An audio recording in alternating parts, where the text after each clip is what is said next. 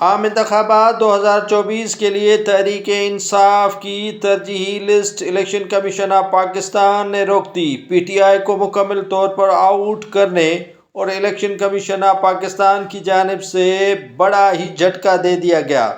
P T I نے مخصوص نشستوں پر ترجیحی list election commission of Pakistan کو بھجوا دی تھی، جسے جاری کرنے کے بجائے روک دیا گیا ہے۔ الیکشن کمیشن آف پاکستان کے ذرائع بتاتے ہیں کہ انٹرا پارٹی الیکشن کالعدم قرار دیے جانے کے بعد تحریک انصاف کی مخصوص نشستوں پر ترجیحی لسٹ کو بھی روک دیا گیا ہے۔ الیکشن کمیشن آف پاکستان کا کہنا ہے کہ جب تک تحریک انصاف کے انٹرا پارٹی الیکشن مکمل نہیں ہوں گے، تب تک تحریک انصاف کی جانب سے دی گئی عام انتخابات 2024 کی ترجیحی لسٹ کو جاری نہیں کیا جائے گا۔ تحریک انصاف ان دنوں بڑی ہی مشکلات اور جھٹکوں کی زد میں آ چکی ہے۔